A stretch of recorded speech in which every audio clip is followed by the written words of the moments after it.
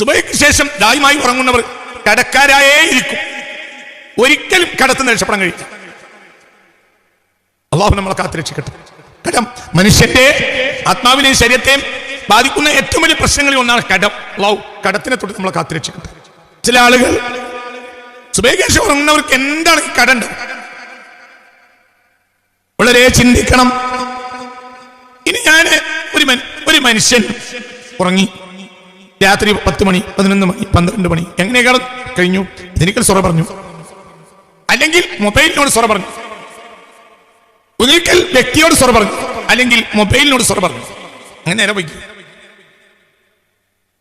അങ്ങനെ അയാള് അങ്ങോട്ട് ഉറങ്ങി. ഇപ്പോഴും എണീറ്റിട്ടില്ല. ഈ മനുഷ്യന് ആയുസ് ഉണ്ടോ ഇല്ലേ? ഉണ്ടോ? മനസ്സിലായില്ല. ഇയാളുടെ ആയുസ് തന്നെ അല്ലേ കഴിഞ്ഞ്? പക്ഷേ ബർക്കത്തുണ്ടോ? എന്നൊക്കെ പറഞ്ഞിട്ട് മനസ്സിലായോ? നിങ്ങളെ ചിന്തിക്കണം. ഒരു വർഷത്തിൽ ഒരു ആപത്ത് വരാതിരിക്കുക, ആ വർഷത്തിൽ അനവധി ഹൈറായ കാര്യങ്ങൾ ചെയ്യാൻ കഴിയുക. ശ്രദ്ധിക്കണേ, വളരെ ശ്രദ്ധിക്കണം. ആ വർഷത്തിൽ അനവധി കാര്യങ്ങൾ ചെയ്യാൻ കഴിയുക, ഇതൊക്കെയാണ് ഈ ആയുസ്സിൽ ബർക്കത്ത് ചെയ്യലിന്റെ ഏറ്റവും മർമ്മപ്പെട്ട ഒരു കാര്യം.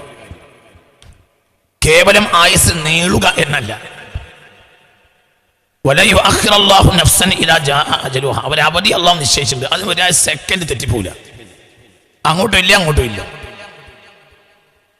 പിന്നെ ഈ ആയുസ്സിൽ ബർക്കത്ത് ചെയ്യൽ എന്താണ്? അത് വളരെ ചിന്തിക്കണം. അതിന് ഞാൻ വളരെ എളുപ്പത്തിൽ ഒരു ഉദാഹരണം നിങ്ങൾക്ക് പറഞ്ഞുതരാം. വളരെ എളുപ്പത്തിൽ മനസ്സിലാക്കാം. ഇന്ന് 5 മണിക്ക് സുബഹി ബാങ്ക് കൊടുത്തു അല്ലേ? എത്രയ്ക്കാ സുബഹി കൃത്യം പറയും? 4:57. അതെ. പിന്നെ 4:57 സുബഹി ബാങ്ക് കൊടുത്തു. ഇശാഇന് ശേഷം ഉറങ്ങാനുള്ള തൗഫീഖ് അള്ളാഹു നൽകുകയും ചെയ്തു. ഇപ്പോൾ ഏകദേശം 8 മണി. ഒരു മനുഷ്യന്റെ ശരാശരി ഏകദേശം 8-8:15 കൂടെ ഇശാന് ബാങ്ക് കൊടുത്തിട്ടുണ്ട്. 8 എത്രക്കാ ഇശാന് ബാങ്ക്? 8:02. ഓക്കെ. അപ്പോൾ ഒരു 8:30 മണിയാകുമ്പോഴത്തിന് ജമാഅത്തിന് ഏറെ പോയാൽ ഔറാദൊക്കെ ചൊല്ലി, ഇനി സാധാരണയായി ഹദ്ദാദ് പോലെയുള്ള ഔറാദുകൾ ചെല്ലും. ഓക്കെ, അതുമാകട്ടെ. ഒരു 9 മണിയോട് കൂടെ ഒരാൾക്ക് വീട്ടിലെത്താനുള്ള സാഹചര്യം ഉണ്ട്. ഒരു മനുഷ്യന്റെ ശരാശരി അവന് ഹൈറായ ഉറക്കം എന്നാൽ 6 മണിക്കൂറാണ്. ഏറെ വന്നാൽ 6 മണിക്കൂർ. നമ്മെ പോലെയുള്ള ആളുകളെ കുട്ടികൾക്ക് കുറച്ച് കൂടുതലുണ്ട്. കുട്ടികളുടെ ശരാശരി ഉറക്കം വളരെ കൊച്ചു കുട്ടികളാണെങ്കിൽ 18 മണിക്കൂറാണ്. പിന്നെ കുറഞ്ഞേ വരും. നമ്മെ പോലെയുള്ള ആളുകളെ ശരാശരി ഉറക്കം ഒരു 6 മണിക്കൂർ ഉറങ്ങിയാൽ മതിയാവും. ഇനി ലേശം കൂട്ടിയാൽ ഒരു 7 അപ്പുറത്തേക്ക് പോകരുത്. ഈ ഉറക്കിന്റെ പ്രശ്നം എന്തെന്നാൽ ഉറക്ക് ഒരു ഗ്ലൂക്കോസ് ട്രിപ്പ് പോലെയാണ്. നമ്മൾ ഈ ആളുകൾക്ക് ഗ്ലൂക്കോസ് ആശുപത്രി ട്രിപ്പ് ഇടും. അതിന്റെ സ്വഭാവം എന്താ? ഈ അവസാനത്തെ ഡ്രോപ്പ് കയറുമ്പോഴത്തിന് ആ സൂചി പറിച്ചു വേണം, ഇല്ലെങ്കിൽ നേരെ രക്തം അങ്ങോട്ട് വരും. ഒന്നിരിക്കൽ അതിന്റെ ഡ്രോപ്സ് അങ്ങോട്ട് പോകും, അല്ലെങ്കിൽ ബ്ലഡിന്റെ ഡ്രോപ്സ് ഇങ്ങോട്ട് വരും. ഇതെന്നെ ഉറക്കം അതിന്റെ പരിധിയേക്കാൾ അധികരിച്ച പരിധിയേക്കാൾ കുറഞ്ഞാൽ ആരോഗ്യത്തിന് ദോഷം ചെയ്യും. ആത്മാവിനല്ല, ആരോഗ്യത്തിന്. എന്നാൽ വർദ്ധിച്ചാലോ ആത്മാവിന് ദോഷം ചെയ്യും, ശരീരത്തിന് ദോഷം ചെയ്യും. ഒന്നുകൂടി പറയാം. നമ്മൾ എന്തിനാണ് ഇപ്പൊ തെളിവ് കണ്ടെത്തുന്നത്? ആയുസ്സിൽ ബറക്കത്ത് എന്നാൽ എന്ത്? ഇതാണ് നമ്മൾ അന്വേഷിക്കുന്നത്. തിരിച്ചു വരും, വിഷയം തെറ്റിപ്പോകരുത്. അതുകൊണ്ടാണ് പറഞ്ഞത്. ഒരു ശരാശരി 6 മണിക്കൂറാണ് ഒരു മനുഷ്യന്റെ ഉറക്കം ആവശ്യം. ഏറെ വന്നാൽ 7 മണിക്കൂർ. 7 മണിക്കൂർ ഉറങ്ങരുത്. ഏറെ വന്നാൽ ഒരു 7 മണിക്കൂർ. ലോകം കണ്ട പല പ്രധാനികളും 4 മണിക്കൂറാണ് ഉറങ്ങിയിരുന്നത്. പല പ്രധാനികളും 4 മണിക്കൂർ അത്രേ ഉറങ്ങേണ്ടു. ശീലിച്ചാൽ അതുകൊണ്ട്. ഇനി നമ്മളെപ്പോലെയുള്ള ഒരാള് അങ്ങനെയുള്ള പരിശീലനം കിട്ടിയില്ല എങ്കിൽ ഒരു 6 മണിക്കൂർ, 6-6:30 വേണ്ടുള്ളൂ. അതിനേക്കാൾ കൂടിയാൽ കുറഞ്ഞാൽ ചിലപ്പോൾ ശരീരത്തിന് ദോഷം ചെയ്യും. കൂടിയാലോ ശരീരത്തിന് ദോഷം ചെയ്യും, ആത്മാവിന് ദോഷം ചെയ്യും. പരിഹരിക്കാൻ കഴിയില്ല. ശരി, ഒരാൾ 9 മണി ഉറങ്ങാൻ കിടന്നു, 9:30-ക്കുള്ളിൽ അയാൾ ഔറാദ് തീർത്തുറങ്ങിയെന്ന് സങ്കല്പിക്കും. ഏറെയാ 8:02 ബാങ്ക് കൊടുത്തിട്ടുണ്ട്, 9:30 അയാൾ ഉറങ്ങിയെന്ന് സങ്കല്പിക്കും. എങ്കിൽ അയാൾ ശരിയാശരി ഉറക്കം എപ്പോ തീരും? 9:30 മണിക്കൂർ ആൾ ഉറങ്ങാൻ കിടന്നാൽ 3:30 മണിയോണ്ട് ഉറക്കം കഴിഞ്ഞു. ഇതാണ് ശരിയായ ഉറക്കം കഴിഞ്ഞു. ഇനി അയാൾക്ക് വേണമെങ്കിൽ ഉച്ചയ്ക്ക് മുമ്പ് കൈലൂലത്തിന് അല്പം കിടക്കുക. അത് ആരോഗ്യത്തിനും ആത്മാവിനും ഗുണം ചെയ്യും. 3:30 മണിക്ക് അയാൾക്ക് എണീക്കാവുന്നേ ഉള്ളൂ. അതിനേക്കാൾ നേരത്തെ കൂടുതൽ ഉറങ്ങണമെങ്കിൽ കുറച്ചുകൂടി 1/2 മണിക്കൂർ നേരത്തെ കിടക്കുക, അത്രേ ഉള്ളൂ. ഒരു 3:30 മണി 4 മണിക്കൂർ ആൾ എണീറ്റും സങ്കല്പിക്കുക. എന്നാൽ ബാങ്ക് കൊടുക്കാൻ അയാൾക്ക് 1 മണിക്കൂർ ബാക്കിയുണ്ട്. അയാൾ എണീറ്റു. അള്ളാഹു നമുക്ക് തൗഫീഖ് നൽകട്ടെ. ഒന്നും മിണ്ടിയില്ല. ആ സമയത്ത് എണീറ്റാൽ തന്നെ ആത്മാവ് വികസിക്കും. ഒന്നും മിണ്ടിയില്ല, ഒരു ദിക്റും ചൊല്ലിയില്ല. അപ്പോൾ എണീറ്റാൽ തന്നെ ആത്മാവ് വികസിക്കും, ആരോഗ്യം വർദ്ധിക്കും. സുഹൂറിന്റെ സമയത്ത് ഒരിക്കലും ഫിർഔൻ ഉറങ്ങാറില്ല. ഫിർഔന്റെ ചരിത്രത്തിൽ കാണാം എന്തുകൊണ്ട് അയാൾക്ക് ദാരിദ്ര്യം ഉണ്ടായില്ല. അയാൾ അള്ളാന്റെ ശത്രുവാ, പക്ഷേ ദാരിദ്ര്യം ഉണ്ടായില്ല. എന്തുകൊണ്ട്? അയാൾ സുഹൂർ മുതൽ ഉദയം പൂർത്തിയാവുന്നവരെ ഉറങ്ങൂല. ചിന്തിക്കണം, ശരീരത്തിന് വലിയ ഗുണം ചെയ്യും. ആ സമയത്തുള്ള ഉറക്കം മനുഷ്യന് ദാരിദ്ര്യം ഉണ്ടാക്കും, കടം കൂട്ടും. സുബഹിക്ക് ശേഷം ദായിമായി ഉറങ്ങുന്നവർ കടക്കാരായേ ഇരിക്കും. ഒരിക്കലും കടത്തിന് രക്ഷപ്പെടാൻ കഴിയും. അള്ളാഹു നമ്മളെ കാത്തുരക്ഷിക്കട്ടെ. കടം മനുഷ്യന്റെ ആത്മാവിനെയും ശരീരത്തെയും ബാധിക്കുന്ന ഏറ്റവും വലിയ പ്രശ്നങ്ങളിൽ ഒന്നാണ് കടം. അള്ളാഹു കടത്തിനെ തൊട്ട് നമ്മളെ കാത്തുരക്ഷിക്കട്ടെ. ചില ആളുകൾ സുബഹിക്ക് ശേഷം ഉറങ്ങുന്നവർക്ക് എന്താണ് ഈ കടണ്ട്? വളരെ ചിന്തിക്കണം. ഇനി ഒരു മനുഷ്യൻ ഉറങ്ങി രാത്രി 10 മണി 11 മണി 12 മണി എങ്ങനെയാണ് കഴിഞ്ഞു? ഇതിനേക്കാൾ സൊറ പറഞ്ഞു, അല്ലെങ്കിൽ മൊബൈലിനോട് സൊറ പറഞ്ഞു, ഒരിക്കൽ വ്യക്തിയോട് സൊറ പറഞ്ഞു, അല്ലെങ്കിൽ മൊബൈലിനോട് സൊറ പറഞ്ഞു. അങ്ങനെ നേരെ പോയി. അങ്ങനെ അയാള് അങ്ങോട്ട് ഉറങ്ങി. ഇപ്പോഴും എണീറ്റിട്ടില്ല. ഈ മനുഷ്യന് ആയുസ് ഉണ്ടോ ഇല്ലേ? ഉണ്ടോ? മനസ്സിലായില്ല. ഇയാളുടെ ആയുസ് തന്നെ കഴിഞ്ഞ് പക്ഷെ ബർക്കത്തുണ്ടോ? നിങ്ങൾക്ക് പറഞ്ഞത് മനസ്സിലായോ? ഇനി നിങ്ങളെ ചിന്തിക്കണം. ഒരാള് സാധനം കൊണ്ടുവന്ന് വാങ്ങിക്കോ. മനസ്സിലാവുണ്ട് പറഞ്ഞത്. ചിന്തിക്ക്. ഒരു മനുഷ്യന് ആയുസ് ഉണ്ടായി, പക്ഷേ ആയുസിൽ ബർക്കത്തുണ്ടായി. എന്നെ ഞാൻ തിരിച്ചു പറയാം. ശരിക്കും ഒരാള് ചില സ്വലാത്തുകൾക്ക് ഒരു പ്രത്യേകതയുണ്ട്. സുബഹിക്ക് മുമ്പ് ആ സ്വലാത്ത് ഒരു തവണ ചൊല്ലിയാൽ 500 തവണ ചൊല്ലുന്നതിന്റെ ഫലം ഉണ്ടാവും. മസലൻ സ്വലാത്തുൽ ഫാത്തിഹ് ഒരു മനുഷ്യൻ اللهم صل على سيدنا محمد الفاتح لما أغلق والخاتم لما سبق ناصر الحق بالحق والهادي إلى صراطك المستقيم وعلى آله حق قدره ومقداره العظيم. ഈ സ്വലാത്ത് സുബഹിക്ക് മുമ്പ് ഒരു തവണ ചൊല്ലിയാൽ 500 തവണ ചൊല്ലുന്നതിന് സമമാണ്. ചിന്തിക്ക്. അപ്പോൾ 500 തവണ ചൊല്ലാൻ എത്ര നേരം വേണം? പക്ഷേ അയാൾ നേരം വെളുക്കാങ്ങാൽ എണീറ്റു, തഹജ്ജുദ് നിസ്കരിച്ചു. എന്നിട്ട് അയാൾ എന്ത് ചെയ്ത്? അയാൾ 100 തവണയെങ്കിലും സ്വലാത്തുൽ ഫാത്തിഹ ചൊല്ലി, അല്ലെങ്കിൽ ഒരു 50 തവണ ആയത്തുൽ കുർസി ഓതി. അയാൾ വിത്ർ നിസ്കരിച്ചു, തഹജ്ജുദ് നിസ്കരിച്ചു, റബ്ബിനോട് പൊട്ടി കരഞ്ഞു ദുആ ചെയ്തു. ഈ സമയം അയാൾക്ക് വല്ലാതെ ഫലമുണ്ടാക്കും. സുബഹി നിസ്കരിച്ച ഒരു മനുഷ്യൻ 100 സുബ്ഹാനല്ലാഹും 100 അൽഹംദുലില്ലാഹും ഉദയത്തിന് മുമ്പ് ചൊല്ലുന്നത് പരിശുദ്ധ കഅബാലയത്തിന്റെ അടുത്ത് വെച്ച് 100 ഒട്ടകങ്ങളെ ദാനം ചെയ്യുന്നത് പോലെയാണ്. എന്താ പറഞ്ഞേ? ഒരാള് സുബ്ഹി നിസ്കരിച്ചിട്ട് 100 വട്ടം സുബ്ഹാനല്ലാഹ് എന്നും 100 വട്ടം അൽഹംദുലില്ലാഹ് എന്നും ചൊല്ലുന്നത് ഇൻദ ബൈത്തില്ലാഹിൽ ഹറാം, പരിശുദ്ധ കഅബാലയത്തിന്റെ അടുത്ത് വെച്ച് 100 ഒട്ടകത്തെ ദാനം ചെയ്യുന്നതിനേക്കാൾ പുണ്യം. അല്ലാഹു തൗഫീഖ് തരട്ടെ. നിങ്ങളെ ചിന്തിക്കണം, 100 ഒട്ടകത്തെ ദാനം ചെയ്യാൻ എത്ര പണിയാണ്? 100 ഒട്ടകത്തെ ദാനം ചെയ്യണമെങ്കിൽ അതിന് പൈസ എത്ര കാലം കൊണ്ട് അധ്വാനിക്കണം? മനസ്സിലായോ?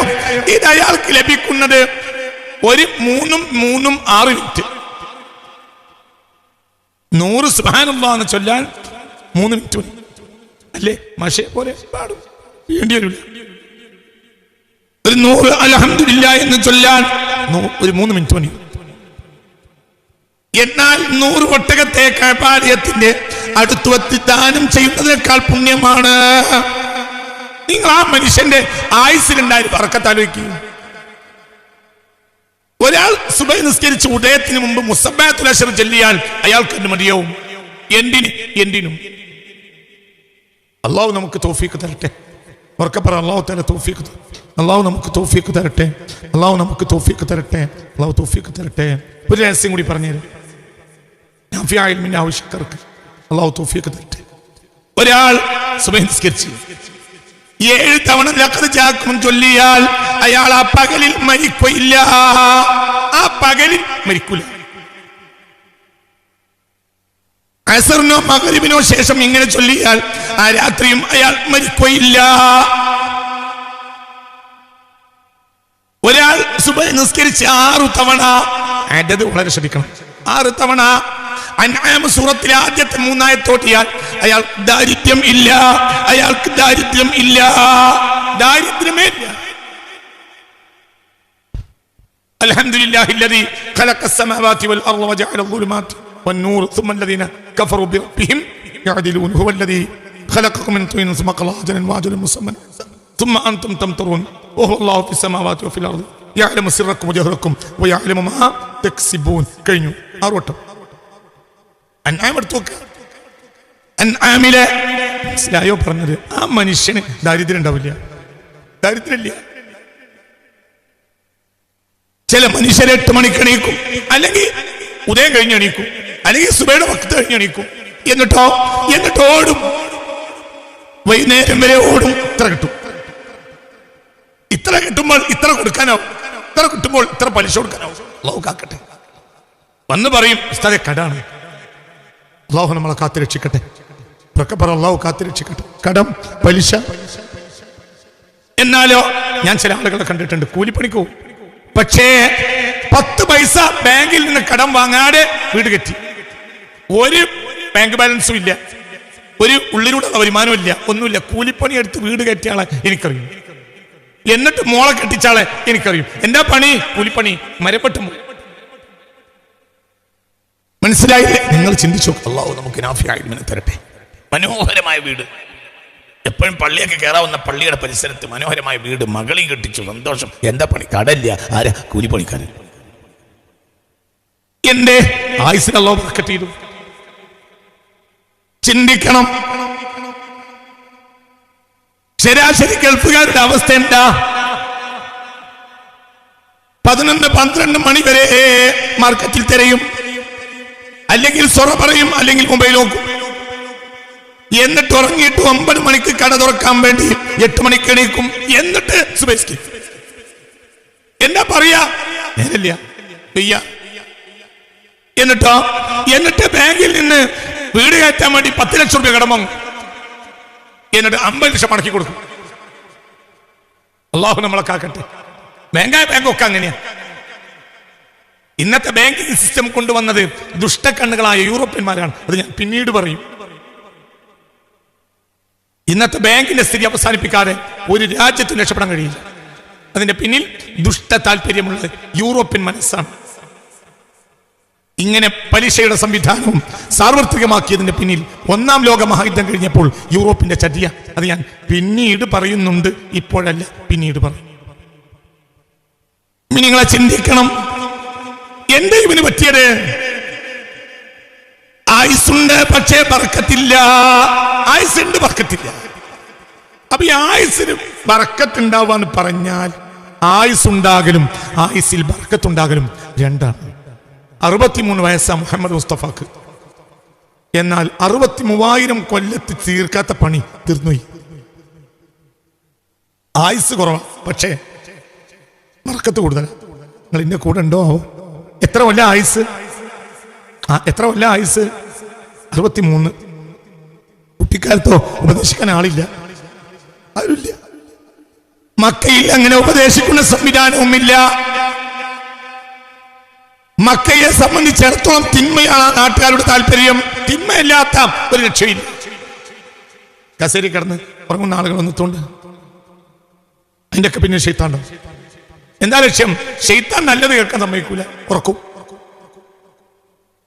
ഒരാൾ തന്റെ ഒട്ടകത്തെ പിടിച്ച് മുന്നിലേക്കും പിന്നിലേക്കും വലിക്കുന്നത് പോലെ ഒരു നല്ല സദസ്സിലിരുന്നാൽ പിശാച് അവന്റെ മൂക്കിലൂടെ കയറിട്ട് മുന്നിലൂടെ പിന്നിലൂടെയും വലിച്ചവനെ ഉറക്കുമെന്ന് മുഹമ്മദ് മുസ്തഫ. അല്ലാഹു നമ്മളെ കാത്തുരക്ഷിക്കട്ടെ. ചിന്തിക്ക്, ആയുസ് ഉണ്ടാകലും ആയുസ്സിൽ ബർക്കത്തുണ്ടാകലും രണ്ടാണ്.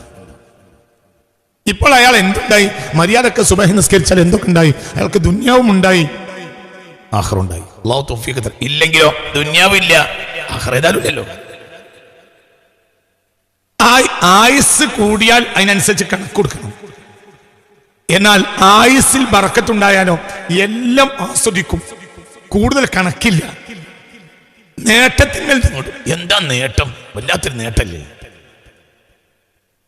ഉള്ള ഹറാമൊക്കെ വാരി പിടിച്ചാലും ജീവിക്കാൻ കഴിയില്ല, സമാധാനമായി ജീവിക്കൂല.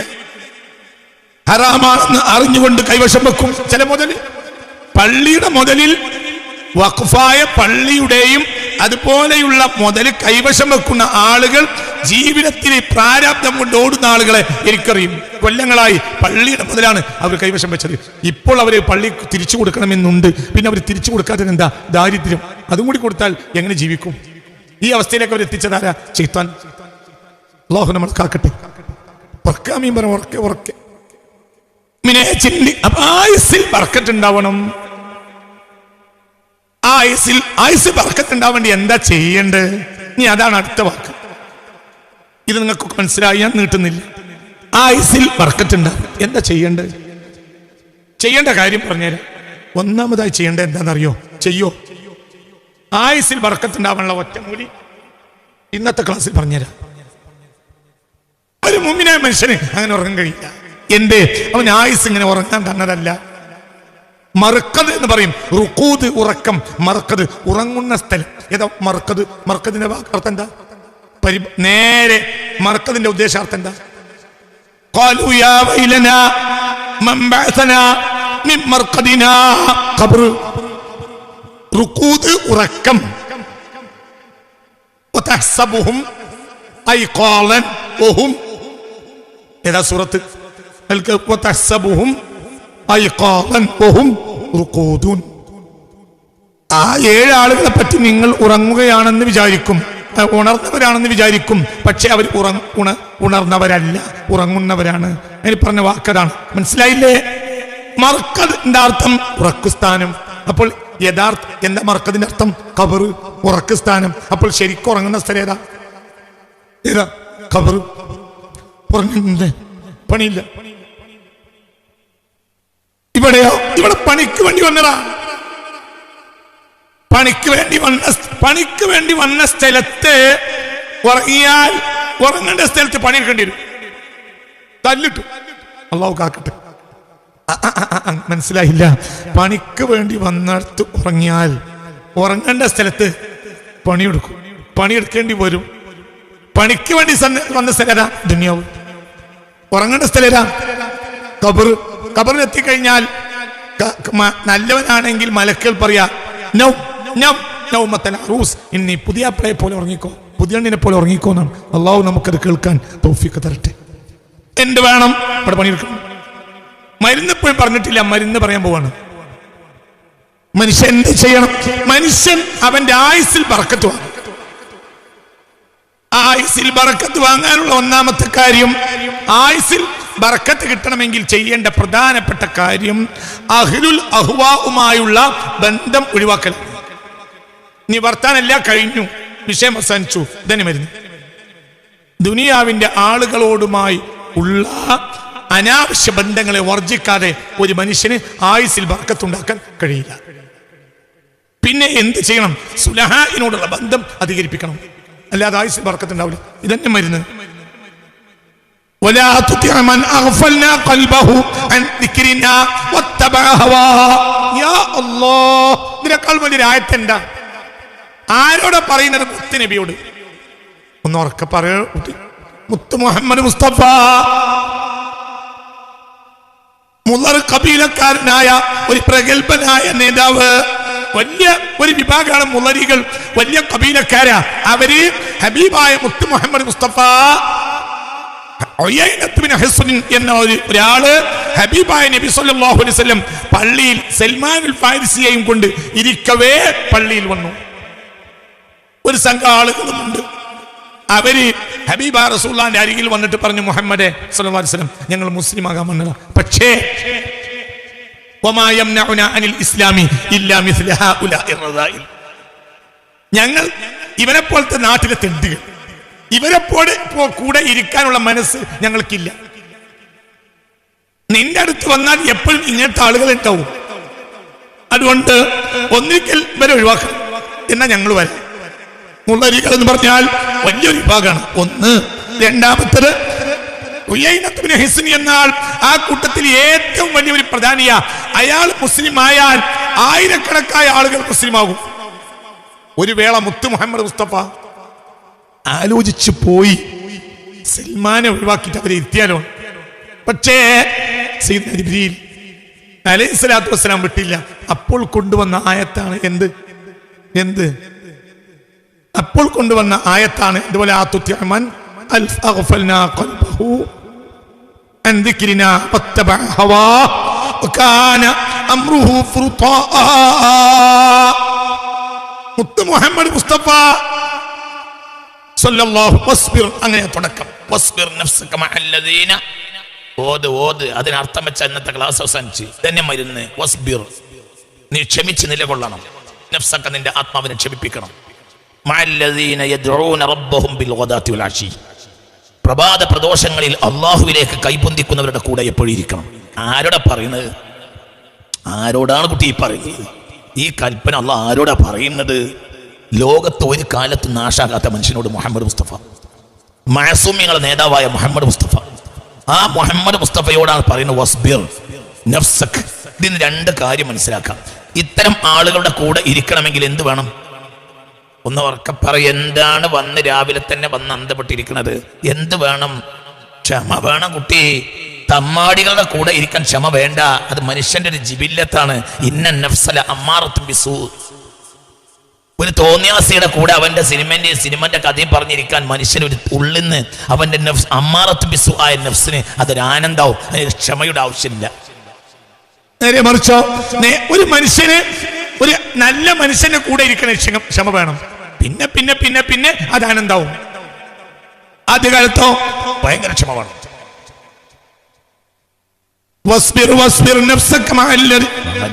അധ്യായത്താണ് കേട്ടാ ഭയങ്കര.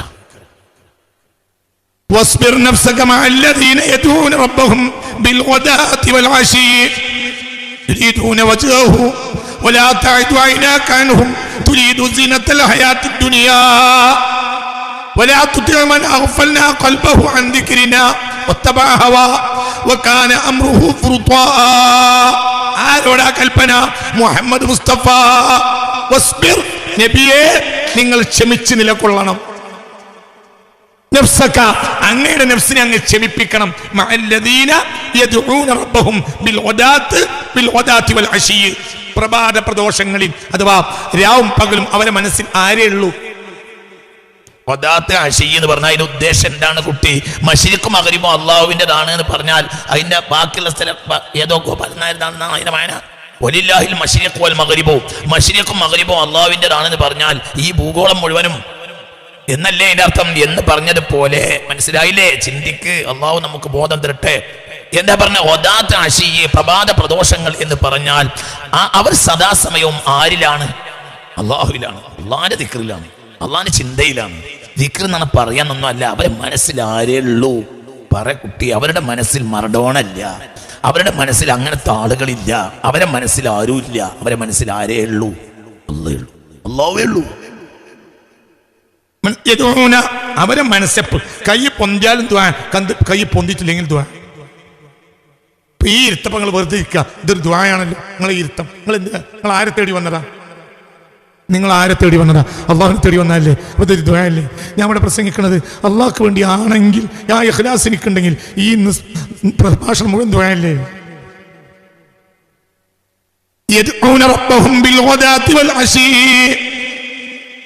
അവരെ കൃഷി ചെയ്താലും അവർ കച്ചവടം ചെയ്താലും മനസ്സിൽ അള്ളാഹു അല്ലാതെ ഇല്ല.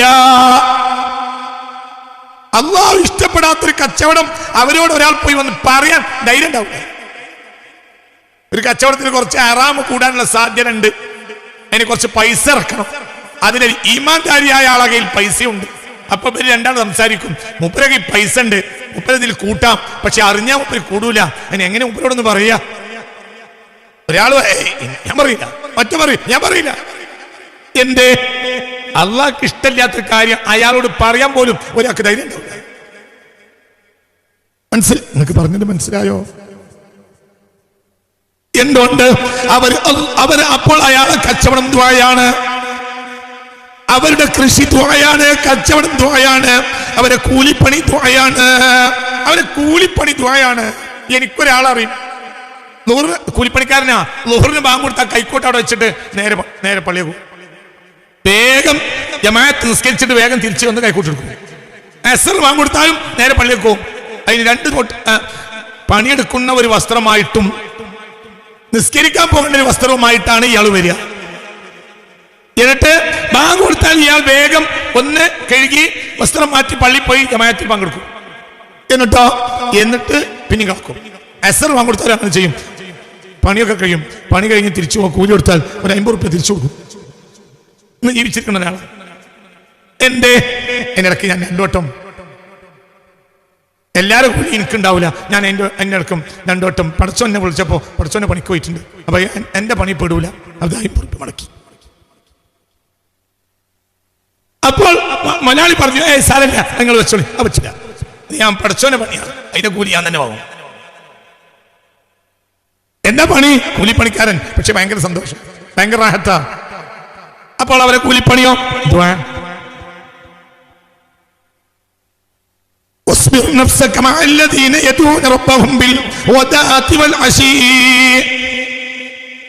ഒരു മനുഷ്യന്റെ ആയുസ്സിൽ ബർക്കത്തുണ്ടാകണമെങ്കിൽ ഇങ്ങോട്ട് നോക്ക്. ഫാത്തിഹ സൂറത്തിൽ പറഞ്ഞ മർമ്മാണ് മർമ്മം. സിറാത്തുൽ ലദീന അൻഅംത അലൈഹിം. നീ ഇരിക്കണമെങ്കിൽ അവരെ കൂടെ ഇരിക്കണം, നീ നടക്കണമെങ്കിൽ അവരെ കൂടെ നടക്കണം, നീ ഒരു ഏർപ്പാട് ചെയ്യണമെങ്കിൽ അവരെ കൂടെ ഏർപ്പാട് ചെയ്യണം. ആരെ കൂടെ? സിറാത്തുൽ ലദീന അൻഅംത അലൈഹിം. ആ മാർഗത്തിൽ കയറിയവരെ കൂടെ. അവരല്ലാത്തവരെ സഹായിക്കാം, പക്ഷേ കൂടെ കൂടണ്ട. ഈമാൻ ഇല്ലാത്ത ഒരാളെ സഹായിച്ചൂടെ? പറയും മനുഷ്യന്മാർ, സഹായിക്കാം, പക്ഷെ കൂടെ കൂടുന്നില്ല. അവരെ കൂടെ കൂട്ടിയാൽ പിന്നെ എന്താവും? അവരെ സ്വഭാവം നമ്മളെ സ്വഭാവം ഒന്നാവും. അങ്ങനെയാണ്. അള്ളാഹു നമ്മളെ കാത്തിരക്ഷിക്കട്ടെ. അങ്ങനെയാണ്. വാഴയും മുള്ളും കൂടി കലർന്നാൽ, കൂടിക്കുഴഞ്ഞാൽ വാഴയ്ക്ക് നഷ്ടം വരും, മുള്ളിന് വരൂല. എന്റെ ഒരാൾക്ക് പറയാലോ, അവരെങ്ങോട്ട് കൂട്ടിയാലോ, നമ്മളെ കൂടിയത് അവരെങ്ങോട്ട് ഇങ്ങോട്ട് നന്നാക്കാനാ. അങ്ങനെ നന്നാവൂല. വാഴയും മുള്ളും കൂടി കൂട്ടിയിട്ട് ഇക്കാലം വരെ മുള്ളിന് നഷ്ടമുണ്ടായിട്ടില്ല. മുള്ളൊക്കെ പൊട്ടിപ്പോയി. എന്റെ ബഹുമാനപ്പെട്ട വാഴയുടെ കൂടെ കൂടിയപ്പോൾ മുള്ള് പൊട്ടിപ്പോയി നിൽക്കാനും വരെ കേട്ടിട്ടില്ല.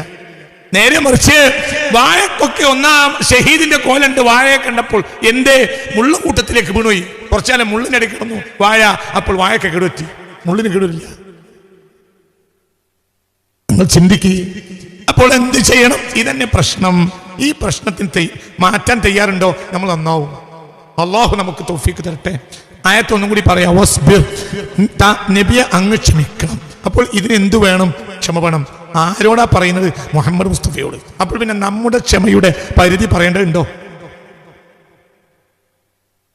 അതുപോലെ ചിന്തിക്കണം. അള്ളാഹു നമുക്ക് തൗഫീഖ് തരട്ടെ.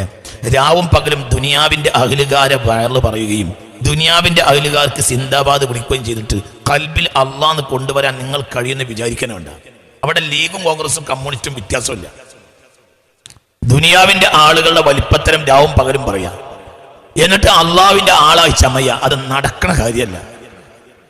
അവിടെ ലീഗ്, കോൺഗ്രസ്, കമ്മ്യൂണിസ്റ്റ് വ്യത്യാസമില്ല. ചില ആളുകൾ വായ തുറഞ്ഞാൽ ഈ ഭൗതികവാദികളെ പേരെ പറയൂ. ഒരു പാത്രത്തിൽ നമ്മൾ മൂത്രം അടച്ചു, ഒരു പാത്രത്തിൽ നമ്മൾ കസ്തൂരിയും അടച്ചു. എങ്ങാനും പുറത്തേക്ക് വാസന വന്നാൽ അകത്ത് മൂത്രമാണെങ്കിൽ മൂത്രവാസനിക്കും. മൂത്രവാസനിക്കണ കണ്ടാൽ അറിയാം ഈ കുപ്പിയുടെ ഉള്ളിൽ. എന്തൊരു മനുഷ്യന്മാരാണ്, മനസ്സിലായില്ലേ പറഞ്ഞത്? കുപ്പിയുടെ പുറത്തേക്ക് മൂത്രവാസന വരുന്നുണ്ടെങ്കിൽ ഉറപ്പിക്ക ഈ കുപ്പിയുടെ ഉള്ളില് മൂത്രാണ്. ഒരുത്തൻ വായ തുറന്നാൽ ഈ രാഷ്ട്രീയ നേതാക്കന്മാരെയും ഈ ഭൗതികവാദികളെയും ഈ പൈസക്ക് വേണ്ടി ഓടുന്നവരുടെയും കാര്യം പറഞ്ഞുണ്ടെങ്കിൽ ഉറപ്പാണ് അവന്റെ കൽബിന്റെ ഉള്ളിൽ ദുന്യാവാണ്. അവന്റെ കൽബിനുള്ളിൽ ആഖിറല്ല, അവന്റെ കൽബിനുള്ളിൽ ദുന്യാവാണ്. അള്ളാഹു നമ്മെ കാത്തുരക്ഷിക്കട്ടെ. നടക്കൂല, നടക്കൂല. എന്റെ ഭൗതികവാദികളെ ഹൃദയം അടഞ്ഞു, പിന്നെ അവന്റെ കൂടെ കൂടി നിന്റെ ഹൃദയം എന്തിനാ അടക്കുന്നത്? നോക്ക്,